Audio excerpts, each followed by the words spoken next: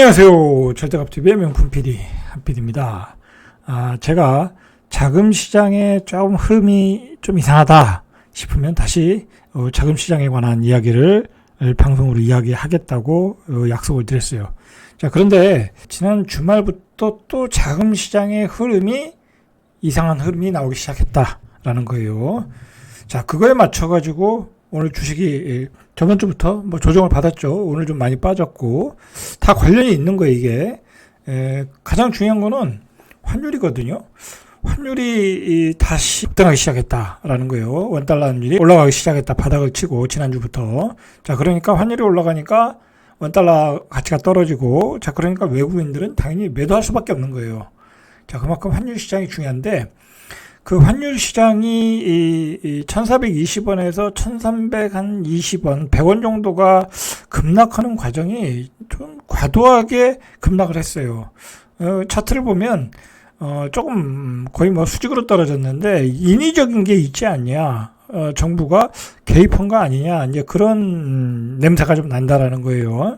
자, 그것과 맞물려서 주식시장은 안정을 찾았지만 자금 시장은 뭔가 흐름이 좀 이상하다라는 거예요. 이상하다. 우리가 이제 오늘 그걸 체크를 하고, 이제 금요일 날인가요? 이제 그 금융통화위원회에서 우리 금리를 올리잖아요. 다 그것과 연관이 다 있는 거예요. 자, 그런 얘기를 오늘 전반적으로 한번 해보겠습니다.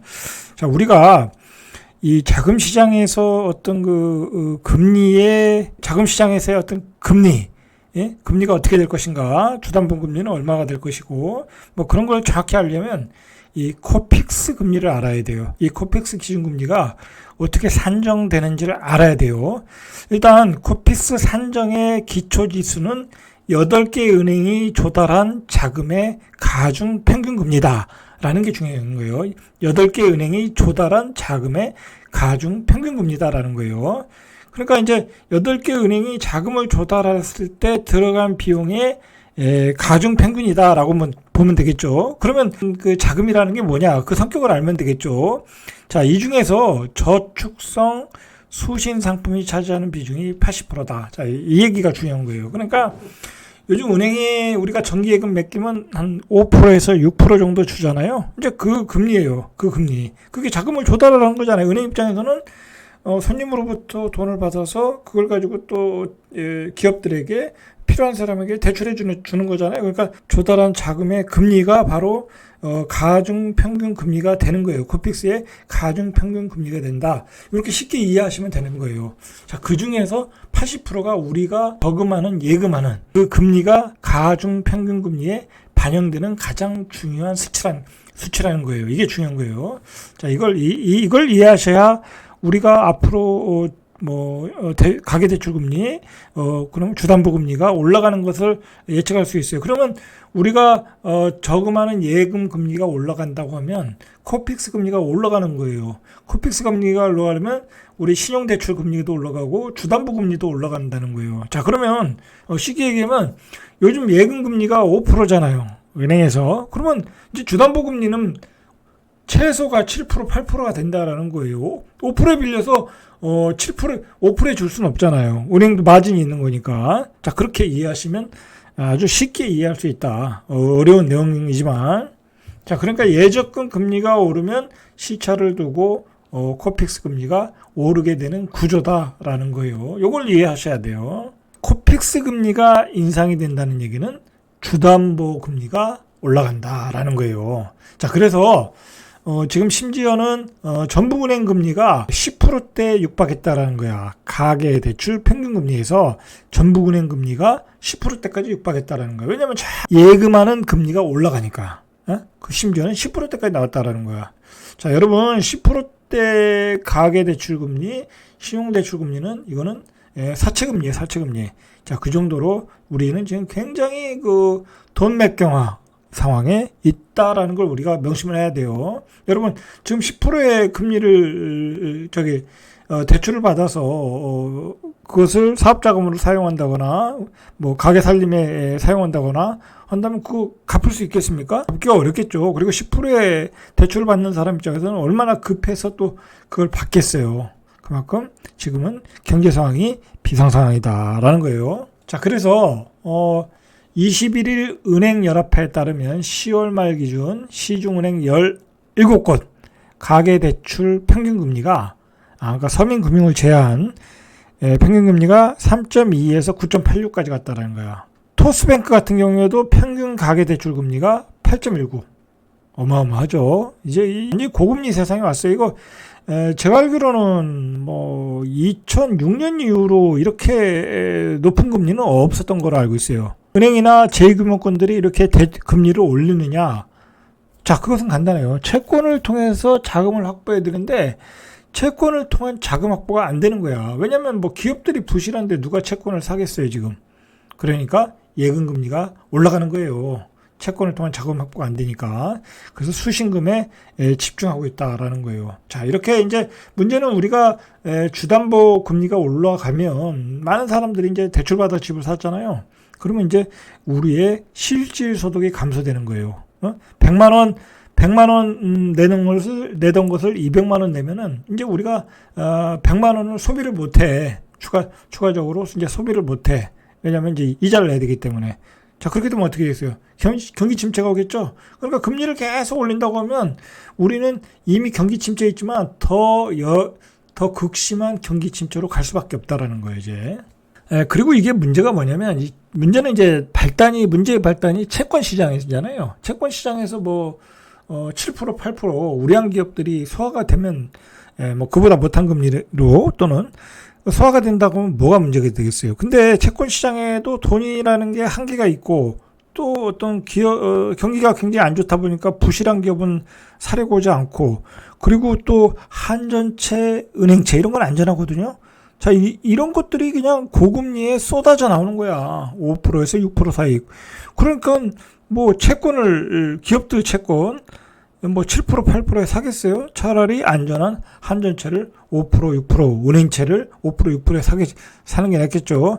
그래서 한전채, 은행채로 그나마 채권 시장에 있던 돈들이 다 빨려 들어가고 있다라는 거야. 그러니까 금융당국에서는 은행들에게 채권 발행 자제령을 내린 거예요. 돈의 왜곡이 채권 시장에서 나타나고 있다. 기업으로 들어갈 채권들이 지금 은행채와 한전채로 들어가고 있다는 거야.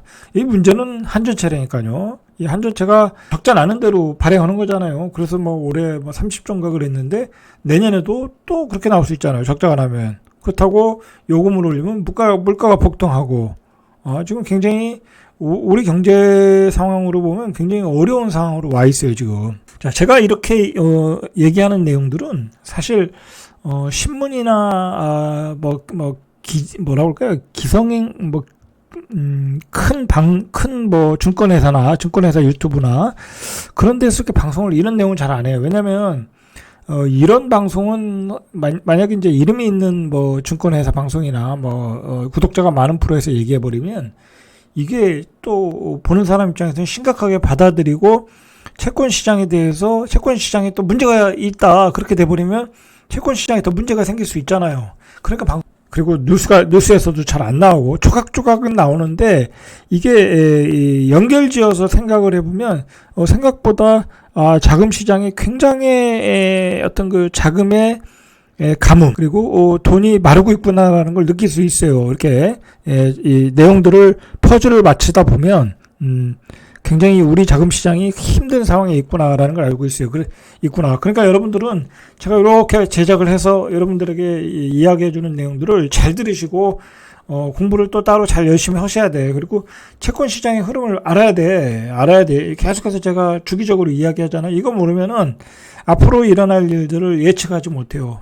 제가 요즘 주식 투자를 잘 이렇게 안 하거든요. 요즘은 잘 주식을 안 사요. 예전에 요번에 한 2,450 갈 때 거의 고점에 다 털고 일부만 남겨놓고 다 털어버리고 잘 안 해요. 왜냐면 이렇게 금융시장에 문제가 보이거든요. 보이면 뭐 기업들을 살 수가 없는 거야. 오늘도 요즘 최근에도 뭐 롯데그룹에서 그 건설에서 자금 흐름에 문제가 있어서 모회사에 모회사에서 자금 조달을 받으면서 모회사가 또 증자를 했잖아요. 그러다 보면 주식 그 가치가 떨어지거든요.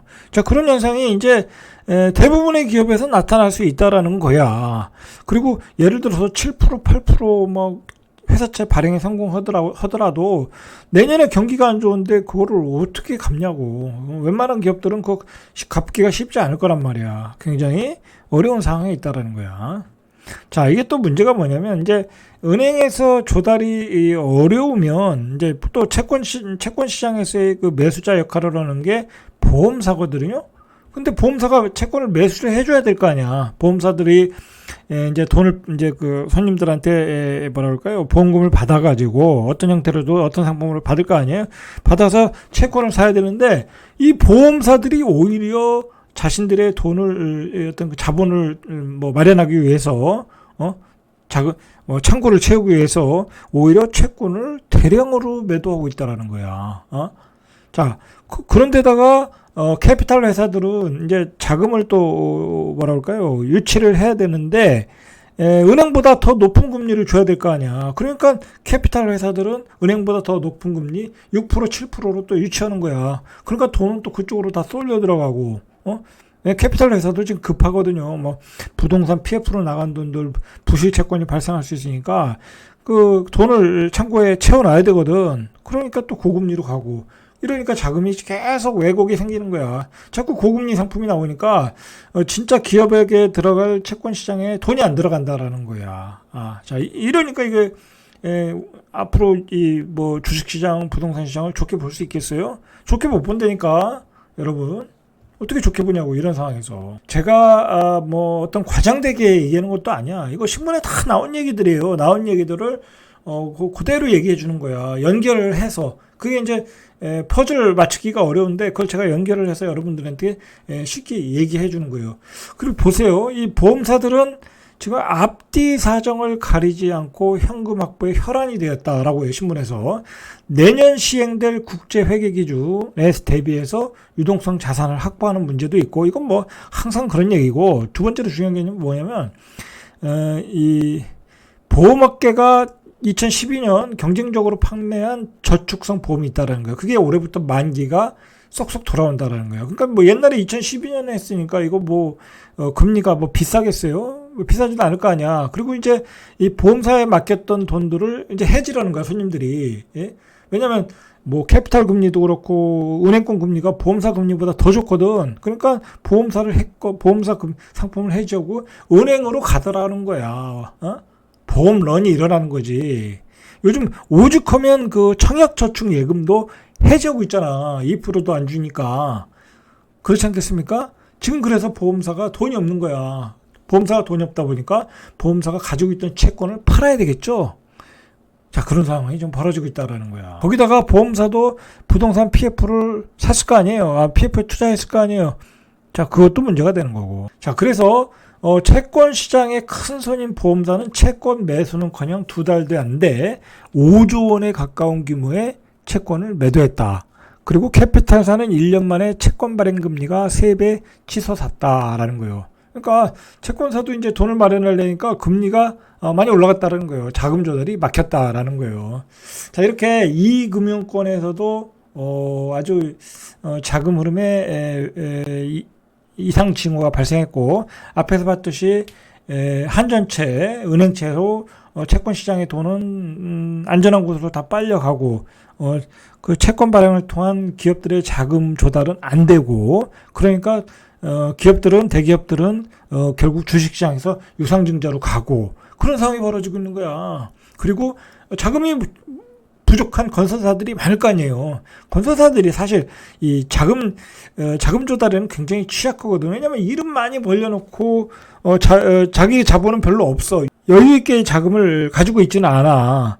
롯데건설도 그런 거 아니에요. 막 좋은 사업장을 많이 만들어놨는데 부동산 PF 발행도 안 돼. 그러다 보니까 자금 흐름에 왜곡이 생겼던 거 아니에요. 근데 중소형 건설사는 오직 하겠냐고. 자, 그러니까 중소형 건설사들, 일부 건설사들이 할인 분양을 시작하는 게 그런 이유야. 빨리 자금을 마련해야 되고. 왜냐면, 그리고 왜 중요하냐면 미분양이 났으면 은행에서 대출도 안 나오잖아. 이게 분양이 났어야, 분양이 돼야 중도금 대출이 발행될 거 아니야.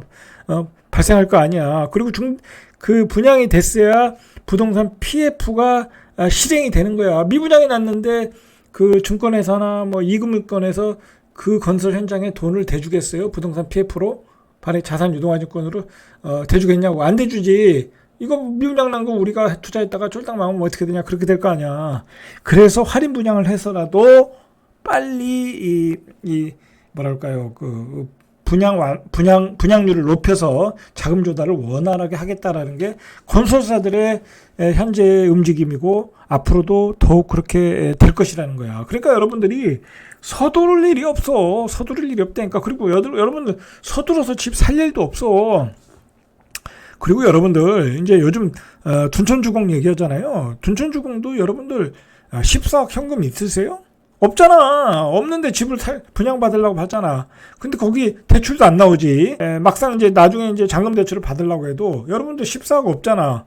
그러면 7, 8억 대출 받아서 들어가야 될 거 아니야. 그럼 7, 8억이면 여러분들 한 달에 500만 원씩 내야 돼. 500만 원씩 내야 된다니까. 500만 원 내고 그 아파트를 그 가격에 사서 뭔 이득을 보겠어요. 환상을 깨라니까. 그건 내 아파트가 아니야. 그건 내 아파트가 아니라니까. 자꾸 신문에서 펌프질하는데 여러분 그거 내 아파트가 아니야. 내가 14억 있는 사람만 사는 거야. 내가 7억밖에 없는 사람은 거기다가 월세 500만 원, 700만 원을 내고 살아야 돼. 근데 그게 18억 19억 가야 그나마 본전이 오는 거야. 자, 그거 알고서 흥분을 해야죠. 그죠? 자, 그러니까 계속해서 금융투자협회에서는 국내 보험업계에다 대고 채권 매도를 좀 자제해달라라는 거예요, 지금. 채권, 보험사에서 10월 한 달간에 2조 2,319원어치 채권을 매도했다라는 거야. 이거 어마어마하게 매도한 거야.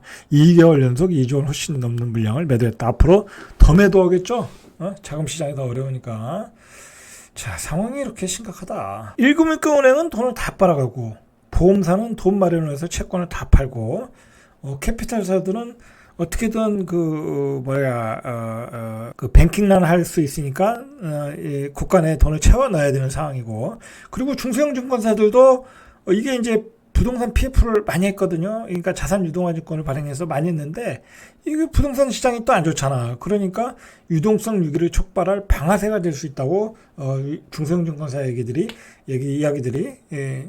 한 달 전부터 나오기 시작했죠. 자, 그러니까 이게 무슨 현상이 나오냐면 신용 스프레드가 벌어졌다고 그러는데 이게 뭔 뜻이냐면 국고채 금리. 이 국고채 금리는 우량한 채권이잖아요. 근데 그러니까 안전하니까 금리는 하락이야. 약간 하락한 거예요. 이것도 많이 올라갔다가 요즘 하락을 했어요.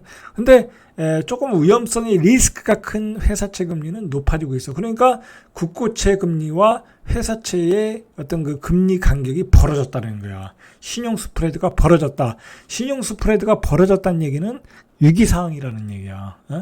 그 벌어진 간격이 164.2 bp라는 거야. 어마어마하게 벌어졌다. 그러니까 이런 수치도 중요해. 이게 시장이 얼마나 위험한가, 자금 대란이 오고 있는가는 바로 신용 스프레드로 알 수 있는 거야. 아주 기초적인 이야기인데 여러분 이 개념을 명확히 알고 있어야 돼. 예? 자, 그래서 위험을 감지할 줄 알아야 되겠죠. 자, 이게 어느 정도 벌어진 거냐면 2008년 금융위기 이후 14년 만에 최고 수준이다. 금융위기 이후 최고 수준이라는 얘기는 뭐예요?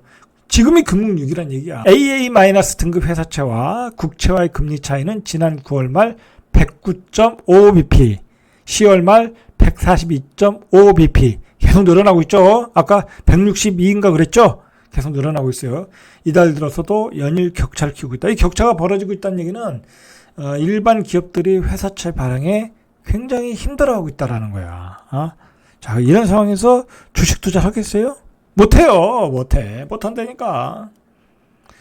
그러니까 내가 저 기업은 굉장히 우량한 기업이고 사도 되겠다는 가격대가 있거든요. 근데 못 사겠더라고. 근데 거기서 또 반등을 하더라고. 근데 또 떨어지더라고, 결국은. 그러니까 이런 시장에서는 뭐 리스크를 안고 할 수는 없으니까 기다리는 게 최고죠. 자, 레고랜드 사태 이후에 시장에서 회사채에 대한 불신이 높아졌다.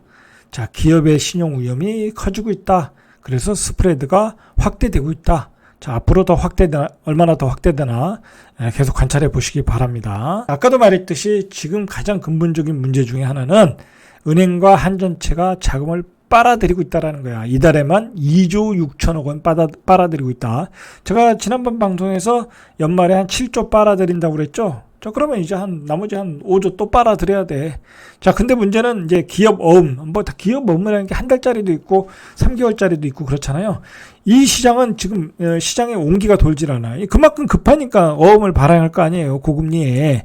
그러니까 그만큼 위험하다는 거야. 일반 채권보다 기업 어음이 더 부도날 가능성이 있으니까. 그래서 이 기업 어음 쪽이 굉장히 금리가 올라가고 있어요. 지금 얼마나 올라가는지 보시죠. 이게 지금 심각한 게 삼성, 롯데 이 주요 대기업도 7, 8%의 고금리를 부담하며 자금을 좀 조달하고 있다라는 거예요.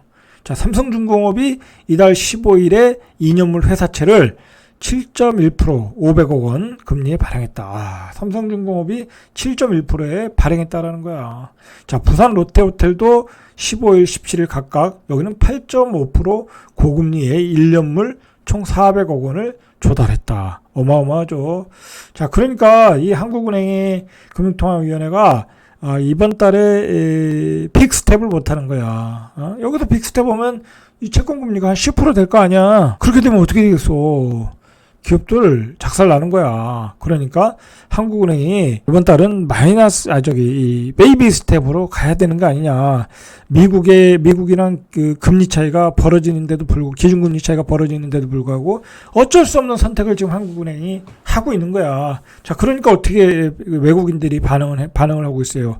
바로 그 원달러 환율이 떨어지고 달러 가치 올라가고 그 다음에 주식시장에서 매도로 전환하고 있잖아. 그 부작용이 나타나고 있는 거야. 지금 외국인들이 이렇게 되면 원화 가치가 떨어진다는 걸 아니까 손해 나잖아. 가만히 있으면 손해 나잖아. 그러니까 팔아버리고 나가는 거지. 그죠? 급히. 왜냐면 지금은 1320원 30원이지만 뭐 그게 1500원 1600원 가면 완전히 손해보는 거 아니야. 외국인 입장에서도. 자, 부동산 프로젝트 파이낸싱 자산 유동화 기업 어음 ABCP 이 경우 금리가 20%에 거래되는 모습도 포착했다는 거야. 이게 그러니까 이것도 일종의 어음인데 자산 유동화 기업 어음 이게 20%에 거래됐다라는 거야. 지난 14일 특수 목적 회사 파인도가 발행하고 GS건설이 신용을 보강한 ABCP 어쨌든 GS 건설 계열이겠죠. 그러니까 신용 보강을 했겠죠. 그런데도 불구하고 20% 수준에서 거래가 성사됐다라는 거야. 그만큼 하이 리스크 하이 리턴이라는 거야. 심각하죠. 이 상황에서 이제 돈을 버는 데는 이제 은행들이죠. 이 5대 은행.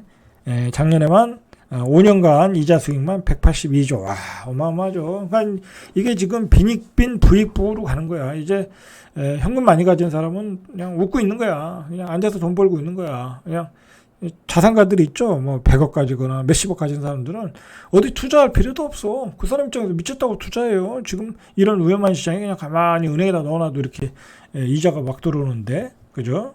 그리고 나중에 또 부동산 폭락하거나 주식 폭락하면 또 사면 또 돈 벌죠. 그러니까 이게 정말 심각한 게 이 양극화가 더 일어날 것 같아. 앞으로 이번에 어떤 위기를 극복한 이후로는 양극화가 더 일어난다. 여러분 이거 큰일 난 거야. 사실 큰일 난 거야. 보수 정권 입장에서는 굉장히 안 좋은 거야. 사회가 양극화되면 빈곤층이 많이 생기는 거 아니야. 이 빈곤층이 많이 생긴다는 거는 어떤 좌파 사상이 이렇게 득세할 수 있는 그런 계기를 주는 거야. 그러니까 지금은 정권을 잡은 건 보수 정권이잖아. 그러니까 이 양극화가 안 되도록 굉장히 더 신경을 써야 된다라는 거예요. 지금 웃고 즐길 때가 아니야. 지금 상황이. 앞으로 이 위기가 끝나면 말 그대로 지금 막 집값 폭락하지, 대출금리 올라가지. 그러면 대출이 많고 집을 꼭지에 선 사람은 집어 던질 수밖에 없잖아. 그 집어 던지다 보면 또 중산층에서 빈곤층으로 떨어져 가는 거야. 집도 없고. 자, 그런 상황이 된다는 거야. 그리고 또 그 헐값에 또 그 집들을 돈 있는 사람들이 또 살 거고, 돈 많은 사람들은 은행에서 또 이자로 많은 재산을 불릴 거고, 그렇게 돼가고 있는 거야. 자, 어쨌든 이 상황에서 지금 우리 외환보유고가 계속 줄어들고 있어요. 보면 이게 계속 줄어들고 있어. 이 줄어드는 게 왜 줄어들겠어요, 이게. 무역 적자 나는 것도 있지만 아마도 이 외환 그 원달러 방어를 좀 하고 있는 것 같아요. 뭐 제가 정확한 건 아닌데 뭐 그걸 공개적으로 얘기하는 건 아니니까 뭐 하고 있다라고 봐요. 하고 있는 것 같은데 그래서 이렇게 원달러 환율이 많이 떨어진 것 같아요. 최근에 급격하게 인위적으로 떨어진 거죠. 그러니까 인위적으로 떨어지다 보니까 그 외국에서 미국에서 환율 조작 관찰 대상국으로 지정을 해버린 거야 우리나라를. 자, 근데 이게 뭐와 연결되냐면 최근 한 일주일 사이에 좀 급락을 했잖아요. 이게 지금 일정하고 맞는 거야. 금융통화위원회에서 24일 날 금리를 올려야 되잖아요. 근데 환율이 떨어졌으니까 물가가 떨어졌다고 착시 현상을 줄 수 있잖아. 그러니까 금리를 베이비 스텝을 해도 된다라는 어떤 그 스토리를 맞춘 것 같아. 환율을 떨어뜨리고 인위적으로 떨어뜨리고 금리를 조금 올리고 그렇게 해서 뭐랄까 채권 시장을 좀 안정화시키겠다라는 게 한국은행이 어떤 전략.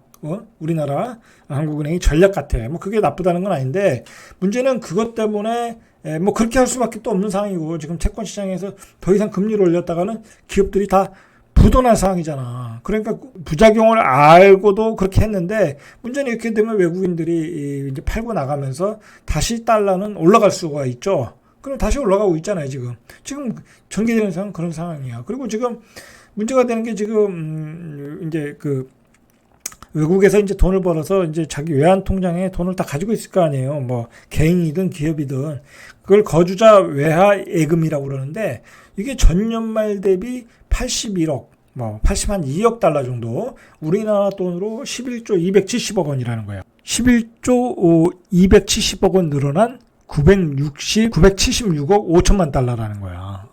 어마어마하죠. 자, 이 돈이 이 외화 예금으로 저금돼 있다라는 거야. 그러니까 이거 다 누가 저금하고 있겠어요? 이거 역시 부자들이 가지고 있겠지. 그러니까 이게 원달러 환율이 떨어져도 돈 버는 사람 또 돈 버는 거야. 이 양극화로 갈 수밖에 없죠. 자, 이게 지금 우리 사회의 현실이다라고 보셔야 돼. 자, 그러니까 주식 시장이 폭락하고 부동산 시장이 폭락해도 자, 원달러 환율이 올라가니까 이렇게 돈 버는 사람이 또 있는 거야. 자, 자꾸 신문에서는 이제 한국은행 기준금리를 요번에 한번 베이비 스텝하고 다음에 두 번 정도 올려서 3.75로 하겠다라는데 그건 그냥 수사적인 멘트다 생각하셔야 돼요. 왜냐면 지금 미국이 4.0이고 미국의 비둘기 파도 최소한 5%를 생각하는데 이 기준금리 차이가 1% 차이가 나면 뭐 이거 뭐 외국인들이 가만히 있겠어요. 그러니까 우리도 그때 되면 서서히 올리겠죠. 그러나 워낙 지금 상황이 급하니까 시장에 안정을 주는 거죠. 한 뭐 우린 상단이 3.75다라는 얘기인데 그렇게 될 가능성은 별로 없다라는 거예요. 어쨌든 최근에 자금 시장의 흐름은 이렇다. 환율에 대한 어떤 급락은 인위적인 개입이 좀 있었던 게 아닌가. 자, 어떤 우리 금리 24일 금리 인상의 발표에 스케줄에 맞춰가지고 어떤 베이비 스텝을 하는 근거를 가지고 있어야 되니까 자 그렇게 해서 했는데 문제는 주식시장이 흔들리고 달러가 다시 요동칠 가능성이 있다. 어쨌든 중요한 거는 지금 채권시장이 채권안정펀드를 발행하고 정부가 개입하는데도 불구하고 금리가 안 떨어진다라는 게 문제라는 거. 안 떨어진다. 어쨌든 우리 입장에서는 건설사들은 굉장히 어려운 상황이 있다는 걸 우리가 알 수 있죠. 자, 건설사들은 할인 분양을 적극적으로 할 수밖에 없는 상황이다라는 거예요. 왜냐하면 분양을 해야 자금 조달이 되니까. 자, 기다리시면 되겠죠. 자, 이상 절대값TV의 명품 PD 한 PD였습니다.